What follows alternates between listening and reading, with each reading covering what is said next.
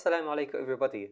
Today I'm really happy to introduce a very special guest, a guest whose 20 years of experience in management, in individual and organizational growth makes her just the perfect person to speak about what we can't grow without, reading. So please give a very warm welcome to Miss Basma, who is an experienced life coach. And besides that, she's also interested and active in women empowerment. Along with two other coaches, she hosts the El Khan podcast, a show which addresses psychological issues of women. Miss Basma was born in the US and had spent the majority of her life in Egypt, which just gave her a wealth of knowledge and perspectives. In this very short interview, she's going to share some with us.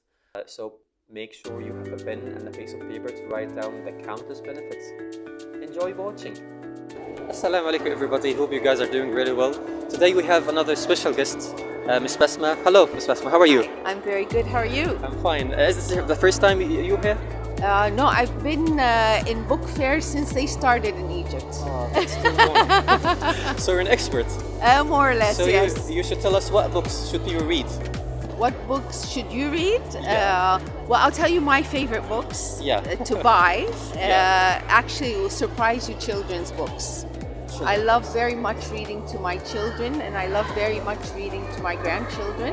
Great. And I think it has a great impact on the children, on their growth growing up. It allows you a fun time, connection time, downtime. And I think it's very healthy for us to read to kids. Actually, this is very, it's something new to me because I've talked to many people. Most of them think that reading is just for adults. No. Like they don't have the idea that to grow this good habit of reading in a child. It's really important. I think it creates imagination and creativity, emotions, connection between the reader and the child. Nice. Playfulness. So it allows a lot of room for growth, personal growth. Yeah. So I think one benefit, I think the most important benefit, is to keep them away from screens. Yes. Screens can be, certain programming and everything is okay, I guess, for a limited time. But when we sit down at night, it's a habit to sit down. I have two grandchildren, 3 and 7, to sit down, open a book, imagine, tickle, make sounds like the book, imagine how the words would be said. And this is a very important process for their growth, to start using that part of their creative imagination and their mind and their connection with the adults. Nice. Yeah.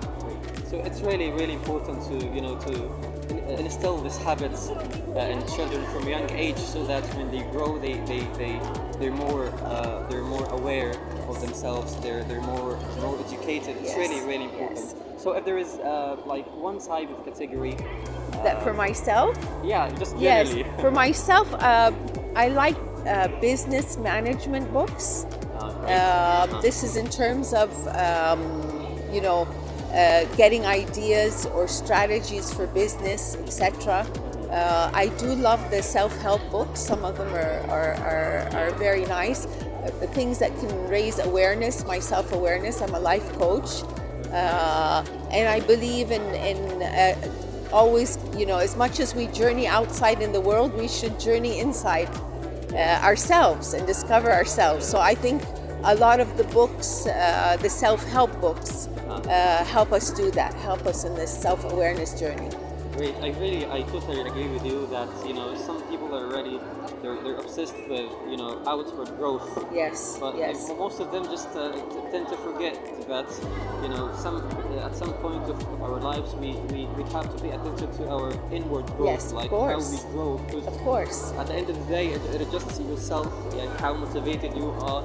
What your attitudes are that will keep you in the way. Yes. It's really, really. But really the more it's you that impacts the world, your behavior, your thoughts, your attitude, everything.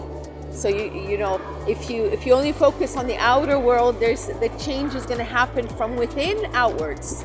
Yes. So this is where change truly occurs, when you change yourself. This is a really, really interesting idea. So I think this is a good reason for people to read to read this kind of book, Yes. like self-help, Yes. and also Yes. books that helps us to reflect on our lives, Yes. and to to be better human beings. Yes. So speaking of reading and how essential it is to our lives, Ms. Basmah, I would like to take the chance to ask you if there is like. I've talked to many people today. Yes. Really, many people. But we differed on many things. But there Okay. is one thing that we all agreed upon. Okay. Which is reading is crucial to our Yes, lives. it is. So, what benefits can we take from reading in general? One little piece of knowledge. You know, people can read books but not absorb it. So, I mean, there are people that are obsessive about, you know, people that want to change or want to improve and want changes in their life. So they sort of go through 1, 2, 3, 4, 5 books quickly. It's about reading a book and then taking lessons learned and then applying it and absorbing it in your life slowly. So absorption takes time, focus takes some effort. It's not about how many books you read. It's about reading it, and then after you read it, what are you taking with you? What are you taking in your life with you? It could be a poem. It could be a piece of, you know, writing that hit you. What are you going to do? And I've had the most profound experience with just one piece of writing, a poem, that I hang up everywhere in the house just to keep me aware. And maybe one of them, it's been with me for 20 years. What was that? The poem is about yesterday, tomorrow, and today. It's not a poem, it's a piece of writing.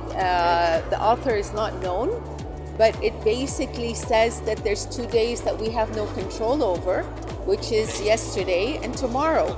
So we should focus on today, and that any man can collapse from the awful eternities of what could happen tomorrow, or get lost in dread of what happened yesterday, but any person is capable of handling one day at a time.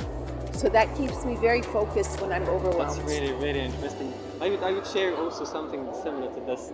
That I really like the idea to, you know, hang something, hang some verse, some quotes, some yes. any piece of writing. Because yes. I do believe that like we do forget a lot. Like we forget, like we have to remember it the first time we like when we first get up, like we have to yes.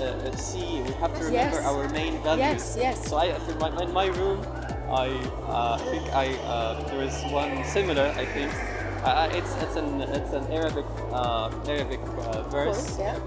poem. It basically says, like, let's say it in Arabic. It means that life is life is too short, Yes. and you don't have to sleep in this world, because Yes. you will sleep a lot Yes, in the yes. second one. Yes, So yes. now you have to Yes. be careful. Yes, it's very important to keep our motivation, our focus, and part of it is having something visual. It can even be a symbol.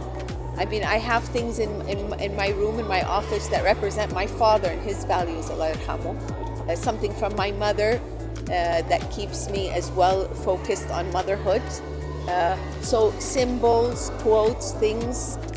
So it you know, back to reading, we can read, Yeah. but we can go through things. But to stop and absorb and say, what can I take with me moving forward, and how can I, you know, change or remember something that could alter my behavior or my attitude in the future, and how am I going to remember doing that? Sure. I also remember one quotation talking about this, that the real, you know, the real impact, the real value of a book isn't just you know, how many days have you taken to read it, but rather what impact had it had in you? Yes. Like, what is the impact Yes. like before reading this book and after? How what do you notice? What do you notice yourself Yes, changing? yes, This is yes, really, yes, really, yes, yes. really, Yes. really important. Yes. So thank you so much. You're welcome. Ms. Basmah, I'm really pleased to record You're with welcome. you. And I would like to ask you to, like, if there is, if you would like to say something to encourage people to read, what would you say? I would say even if they open the internet and read an article about something, read a piece of news, read a piece of advice, business magazines. But every day, I mean, they tell you if you read something like 10 minutes a day, by the end of the year, you're an expert on that topic if you read 10 minutes a day. So if you like something, if you want to become an expert in a certain area, if you want growth or a certain job, then start learning more and more. There's so many layers to learn about, different professions, different areas of expertise, and you only need 10 minutes just to take one piece of popcorn a day, learn something new, and every day if you do that, then you've got a wealth of knowledge by the end of the year. Consistency is key. Yes. It is the key to success. Yes, yes. So thank you so much. You're welcome. I'm really grateful for You're taking welcome. the time. You're because welcome, I know Omar. the reader's time is precious. So I would like to really thank her. These benefits are personal. I'm gonna take it for personally, and I really thank her. Thank you so much. I'm really Yeah, it's grateful. been